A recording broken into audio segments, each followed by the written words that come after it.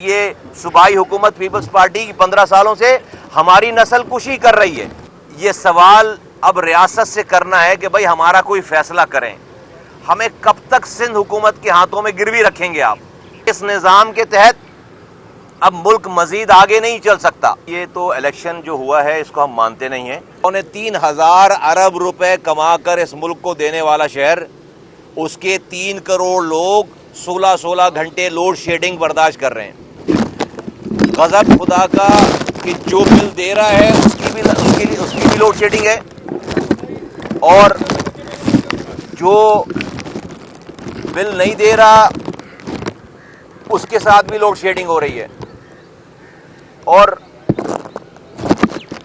ایک لمحے کے لیے سوچیں کہ رات 16 گھنٹے جاگنے کے بعد صبح مزدور اپنی مزدوری پہ کیسے جائے گا، نوجوان اپنے کالج کیسے جائے گا، صبح بچے اسکول کیسے جائیں گے۔ اور یہ اگر ایک دن کا معاملہ ہو، چند دنوں کے معاملات ہوں، چند ہفتوں کے نہیں، سالہ سال سے یہ مسائل ختم ہونے کا نام نہیں دے رہے۔ پھر اس ساری سچویشن میں یہ جو سندھ کا دارالخلافہ ہے کراچی،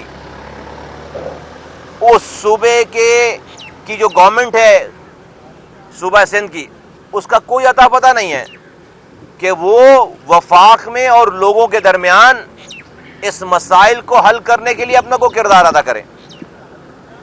اس کے علاوہ ابھی ایڈورٹیزمنٹ آ گئی ہیں، 25,000 اطلاعات کے مطابق نوکریوں میں بھرتی کرنے جا رہے ہیں۔ 5 لاکھ نوکریاں دے چکے ہیں۔ کراچی حیدرآباد سے ایک آدمی نہیں ہے۔ پینے کا پانی دیتے نہیں ہیں، کوٹے پہ بھی کوٹا نہیں دے رہے، کوٹے پہ بھی جو شہری کوٹا ہے اس پہ بھی جعلی ڈومیسائل بنا کر اس کوٹے کو بھی فل کر لیتے ہیں۔ پینے کا پانی دے نہیں رہے، بجلی دے نہیں رہے، گیس دے نہیں رہے، نوکری دے نہیں رہے، کچرا اٹھا نہیں رہے، ایک اسکول نہیں کھولا ہے، ایک نیا اسپتال نہیں کھولا۔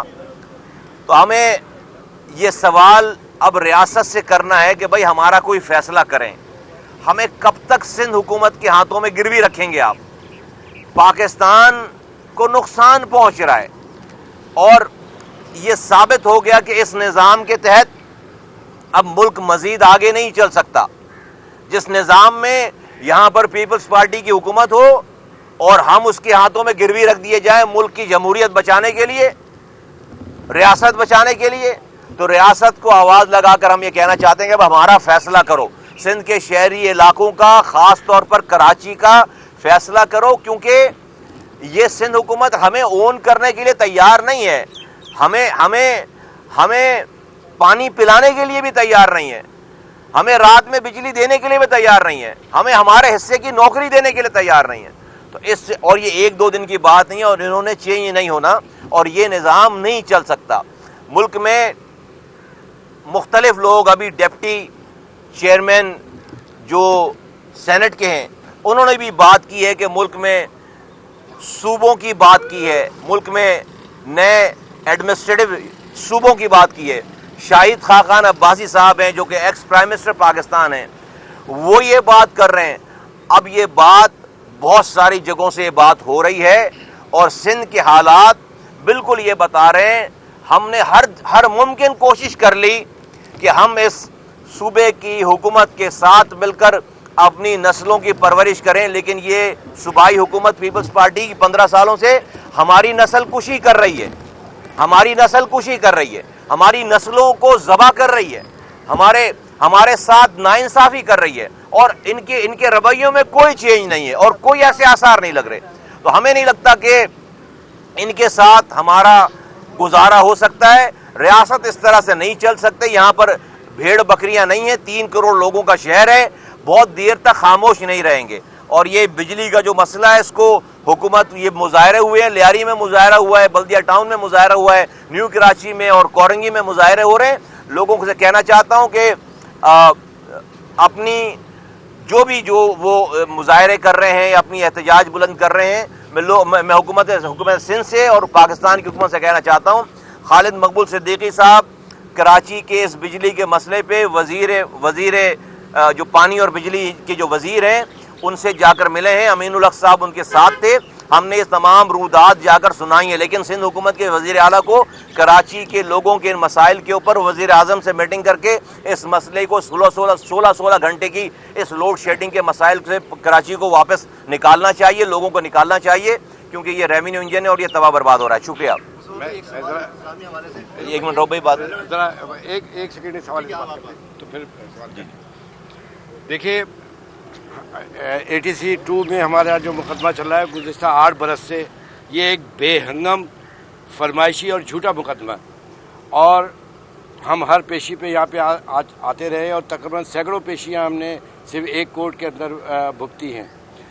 کیا یہ بھی اللہ کی شان ہے کہ اسلام آباد میں ایک دن میں 17 ضمانتوں کی برسات ہو جاتی ہے، 24 گھنٹے کے اندر 13 عدالتیں لگ جاتی ہیں.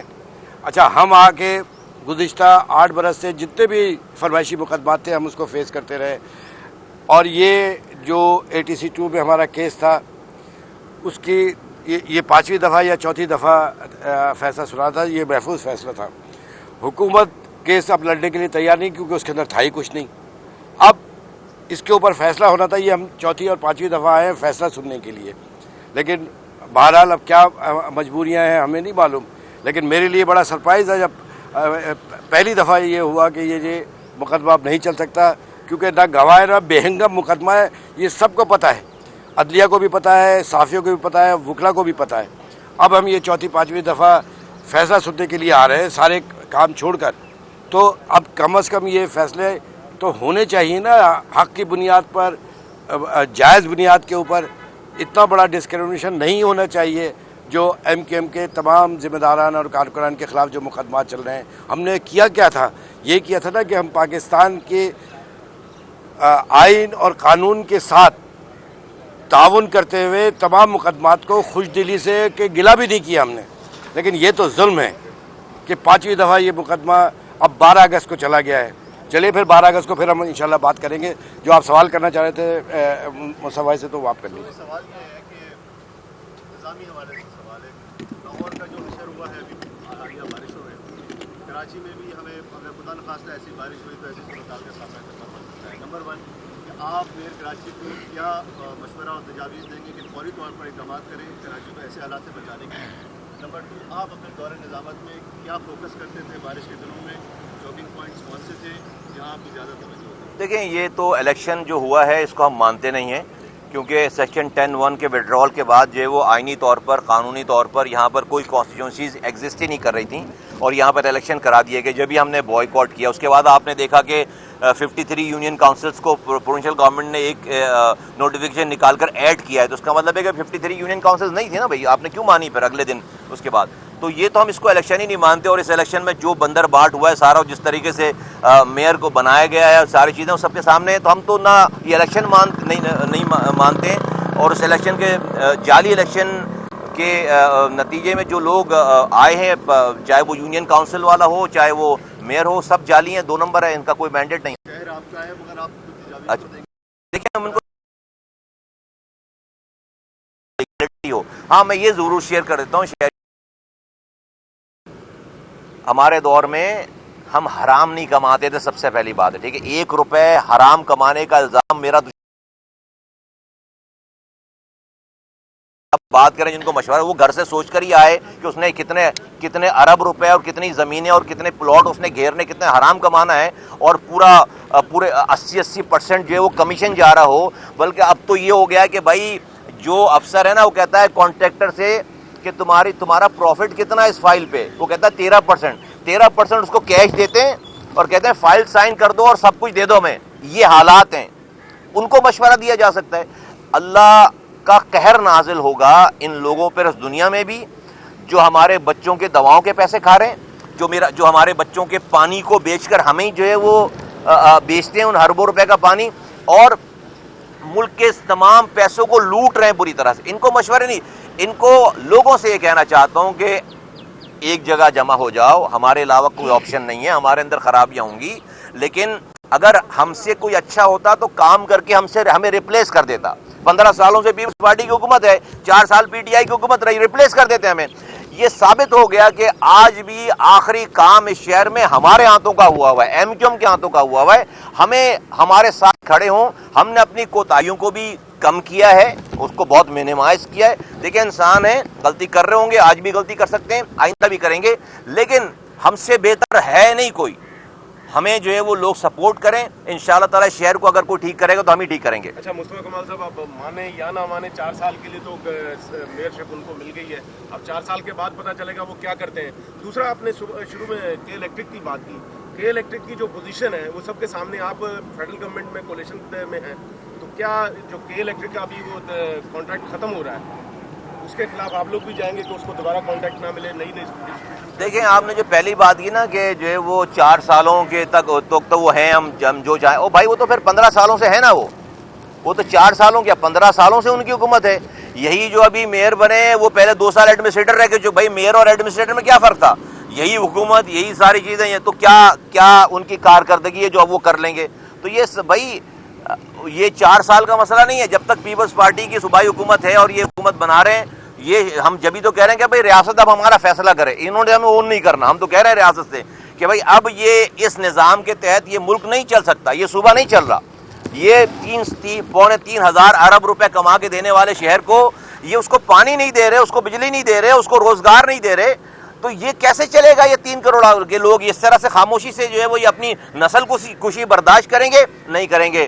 دوسری بات آپ جو بات کر رہے ہیں کہ الیکٹرک کے حوالے سے ہمارا، دیکھیں یہ غلط فہمی ہے کہ ان کی کوئی وہ ہونے، ان کے پاس اونرشپ ہے اس کی، ان کے اونر چینج ہوئے ہیں، ان کے انٹرنل اونر چینج ہوئے ہیں. وہ تو ڈیفینیٹلی اس کا کسی پولیٹیکل پارٹی حکومت سے اس کا واسطہ نہیں ہے.